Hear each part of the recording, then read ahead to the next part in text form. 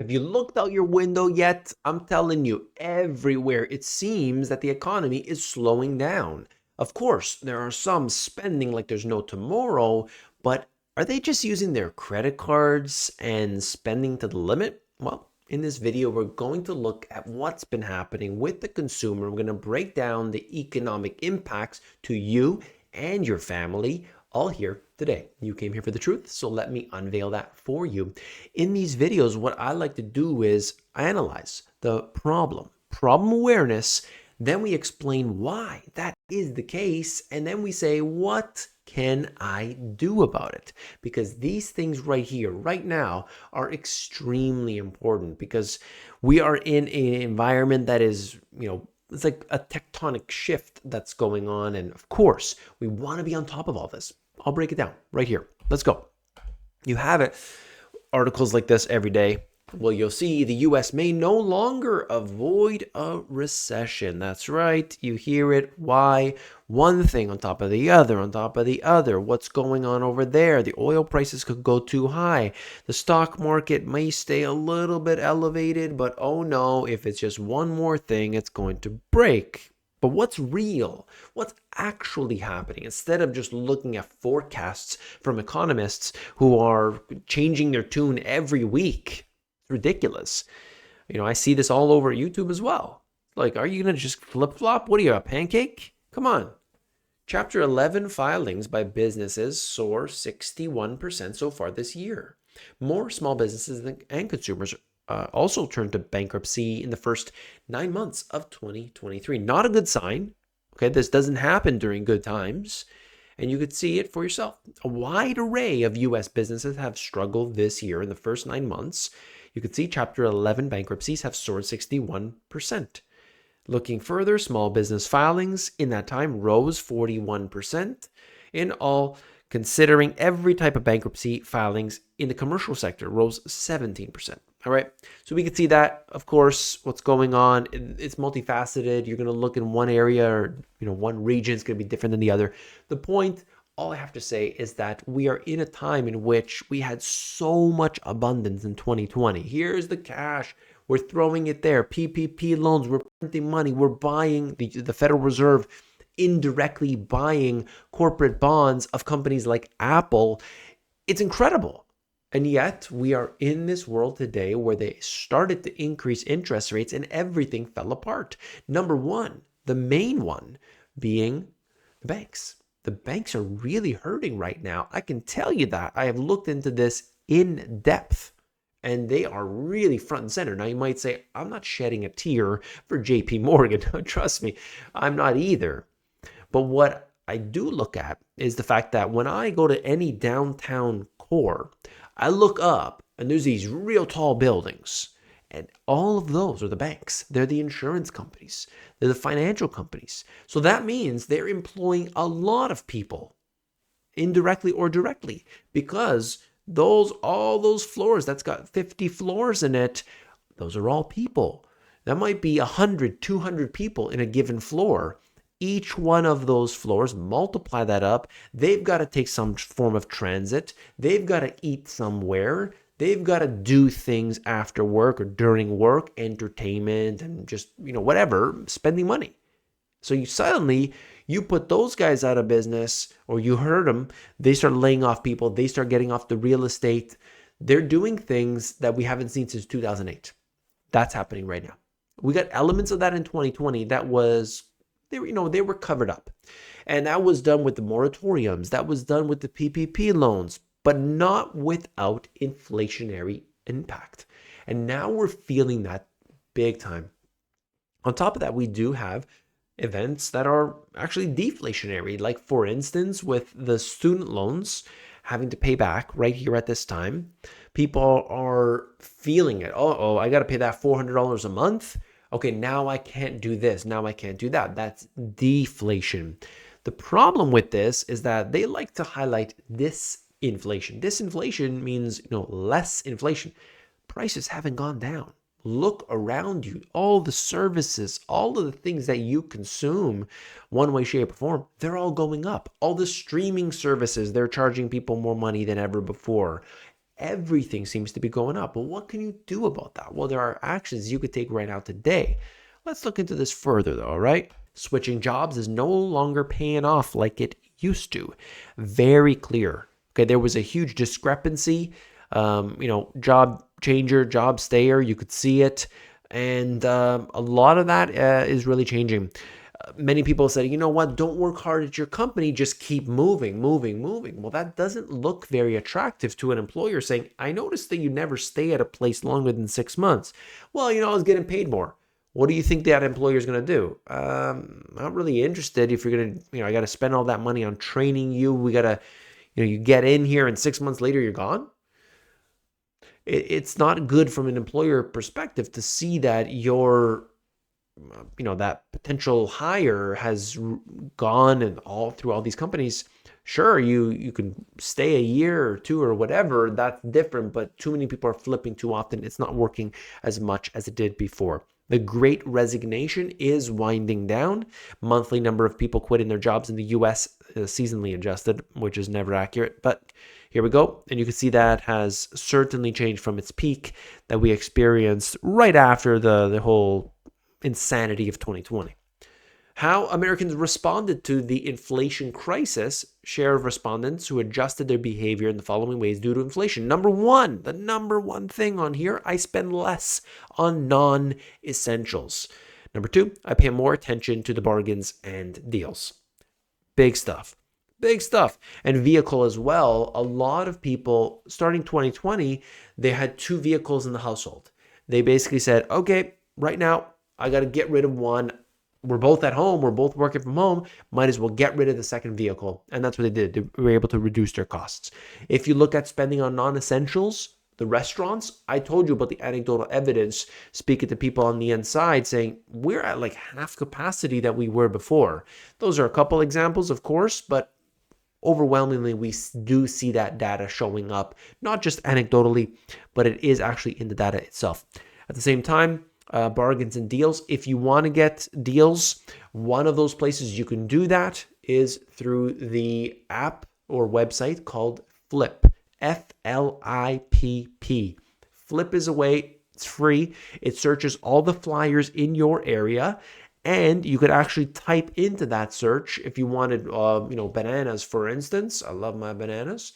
You could go and type in banana, and you could see where the best price of bananas is for you. Check it out. Okay, not sponsored, but I do look at it occasionally. Consumers starting to buckle for the first time in a decade. Former Walmart US CEO warns. Of course, this is just one. Now that's Walmart. Talking about that. But I had told you, look at the dollar stores as well. Even they have said they're hurting. That's a big concern. And you could see it overwhelmingly, the consumers, they're feeling it. It's getting too expensive to have fun. Prices for concert tickets and amusement park entries have ballooned. And I think I just brought to you recently, wasn't it?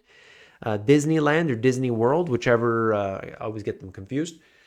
When you have to spend $104, I think the number was, just to get in. Imagine, okay? And you're not going there solo. Okay, it's probably a family of, let's say, 4. So a family 4, that's over $400. You're just in the door. Now you're going to spend on food. Now you're going to spend on entertainment. Now you're going to spend on gifts and this and that. You can't get out of that park without spending $1,000. Now that's absurd. That's wild, but that's happening right now. The same with these concerts. I've heard examples of literally hundreds of dollars for any seat, just because the hype, such massive hype for these groups. And it's unbelievable, right? Things have really changed in the last few years. You wouldn't have been able to get away with that for a lot of these groups, but now it's normal, supposedly. At least, I guess that's the new normal. 1 in 3 Britons to cut Christmas spending. That's according to PwC. We're seeing this everywhere. I just want to show you. It's in Canada, it's in the UK, it's in the US, all over. IKEA returns to cutting furniture prices as inflation pressure eases. This is going on. Of course, they're going to do this to make sure that they keep their customers coming through. But look at what Tesla did. They cut their prices multiple times in order to hit their targets. WTO, the World Trade Organization, lowers 2023 trade forecast amid global manufacturing slowdown. They're seeing the writing on the wall. They know what's going on. It's happening very clearly with the data we've pulled from China. The U.S. government interest bill is skyrocketing overall. This whole thing that we just talked about, I just gave you evidence after evidence looking at all this. What do we see? It's that you bring interest rates up, you break stuff. I mean, I can't say it any other way, but that's what's going on right here. And I brought you so many pieces of data from all over the world, looking at it from all different angles. And yet, who does this affect? It impacts you. It absolutely does, one way, shape, or form. And so at the same time, it's affecting your government because they're in the interest on the national debt will soon be $1.15 trillion. $1.15 trillion just to pay the interest in that given year. And that means they pay the interest on that before they pay your roads, before they give that to the people in need, the people on the streets, the people who absolutely desire this at a time in which they're struggling more than ever. They're paying the interest on that debt. They rack up the debt, they got to pay the interest. People don't realize that. They think that when they're getting something, oh, let's spend money on this. They don't realize they got to pay not only for that, they got to pay the interest on that. And every time they do so, it's going to non-productive means it can't help anybody out. How does that sound? Not too good. Okay, that's the way I see it. And I left one for you at the end here because those who stay to the end get the best stuff. That's how I purposely schedule my videos in this way. Job changes, not seasonally adjusted. When you seasonally adjust the data, it is 99 times out of 100, it makes it look better than it is. That's why they do it. But when we do non-seasonally adjusted, like just the actual numbers, I don't understand these seasonal adjustments. They say that there's an excuse for it. You read it and you just think to yourself, that's not good. I just want to know the number. I just want to know the truth. I guess that's why you're here. Well, September 2023, look at this. Number one, you want to know where the jobs went? Yeah, part-timers. What about the multiple job holders? Yes, that's right. And what about full-timers? Oh, sorry, you got fired. You see that? Full-timers are gone, part-timers are in, and multiple job holders more now than ever before. A record high multiple job holders. Does that tell you that we are in a strong economy right now? That everybody's got to get a side hustle just to be able to have the same life that they did 3 years ago? Is that a good sign? Of course not. And it's pathetic when I see it out there that people are telling you that everything is totally fine, everything is A-okay, and yet it is not. And we see that. We know the truth because we're here. And I know that you are one of those who simply wants to know what's going on, okay? If you want the real deal, you've got to get that financial education, and I bring it to you for free right here. It is available to you at themoneygps.com. Themoneygps.com is the place to be, totally free. You click on that first button that's called Compass, and you get the financial education. Video after video after video of these super short videos, and it makes it so easy. We have approximately, I think it was... individual visits anyway, was over 1,000 now inside of themoneygps.com and Compass. And I want to see you there. Let me know. You can always contact me and let me know what you thought of Compass. I'm telling you, it's financial education you're not going to get in the education system, and yet I brought it to you for free. So check it out, themoneygps.com. Comment of the day. I love your comments. Manuel, look at this. He said, the scenario is very scary. The U.S. must meet its financial obligations, and currently it's sitting between a rock and a hard place. On one hand, the usual buyers are not stepping up, aka China and the Federal Reserve. BRICS nations are selling their U.S. treasuries. Some drastic measures have to save the day. Thank you for another great video. Yeah. And that's going on right here and now. This is the problem. There's too much debt. There's too much interest on that debt. And yet you don't have the buyers you did before. Big problems. Okay. And so you, the individual, you've got to do what you can right now. You need to protect yourself. You need to look around you and realize, number one, I need to deal with me. Alex Hormozy calls it the S and me, not the SMP, because we're going to invest in ourselves. And that means having our preparedness as part of the pillars of prosperity. Okay, we want our preparedness to be in check. At the same time, we got to start learning the information that's out there. In the case of Compass, that's one thing, but just being aware of opportunities that are out there.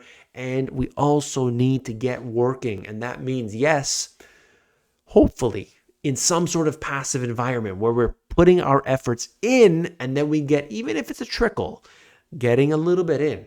And then the next month after, it's a little bit more. It's a little bit more. Even when it's a trickle, it's going to be good because you can keep piling on. I hope the best for you. I wish you well, and I'll see you tomorrow. Take care.